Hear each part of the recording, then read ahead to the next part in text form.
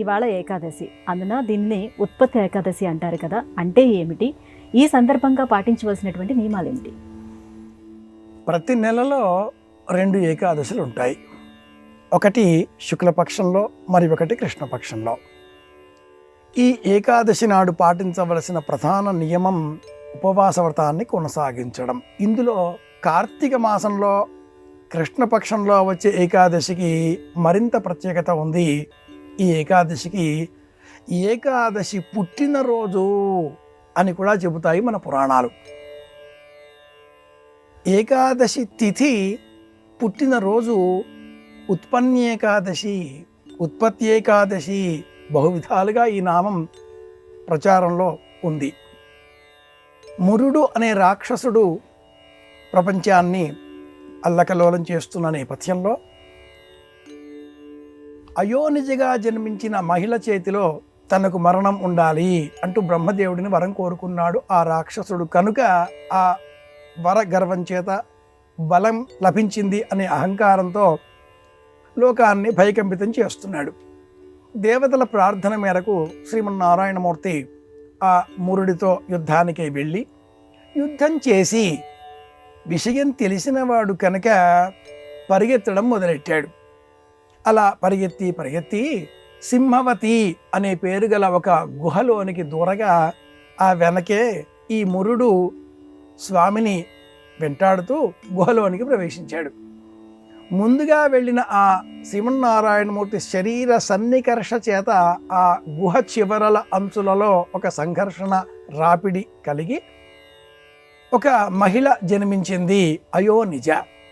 ఆ మహిళ ఈ రాక్షస సంహారం చేసి అనంతరం స్వామిని ప్రార్థించి, నేను జన్మించిన ఈ రోజు ప్రత్యేకంగా ఉండాలి అనగా ఏకాదశి అనే నామకరణాన్ని స్వామివారు చేశారు.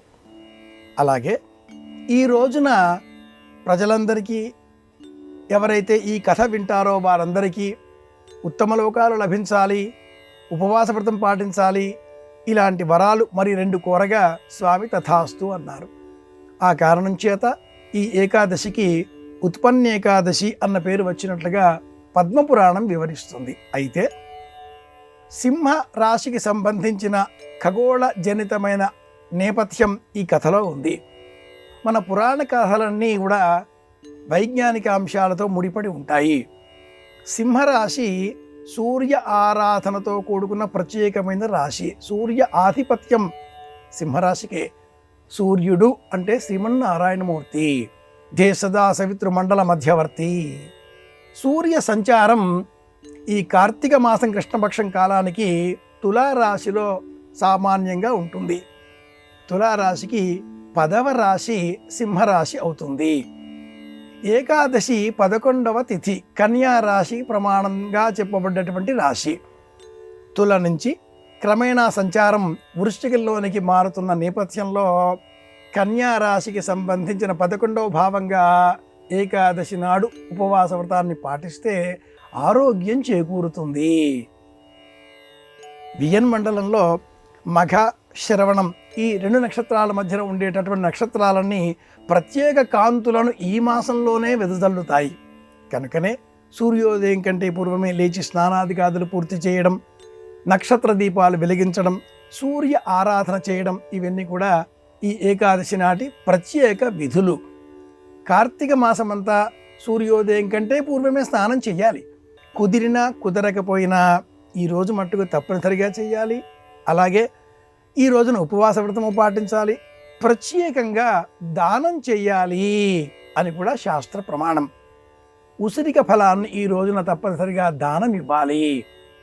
అలాగే ప్రదోష సమయంలో ఈ నియమాలన్నీ చేయకపోయినా సాయంత్రం అంటే ప్రదోష సమయంలో స్వామి సన్నిధానంలో తులసి, ఉసిరిక 2 మొక్కలు ఉన్నటువంటి చోటన శాలగ్రామ రూపంలో శ్రీమన్నారాయణమూర్తిని ప్రతిష్ఠించి విష్ణు సహస్రనామ స్తోత్రాన్ని పారాయణ చేసి శాలగ్రామ దానం ఇవ్వాలి, తెల్లని వస్త్రాలు దానం ఇవ్వాలి, బియ్యం దానం ఇవ్వాలి, తులసి మొక్కని దానం ఇవ్వాలి, ఉసిరిక ఫలములను దానం ఇవ్వాలి. దానమిస్తే ఈ ఏకాదశి పుణ్యఫలం మనకు సంపూర్ణంగా లభిస్తుంది.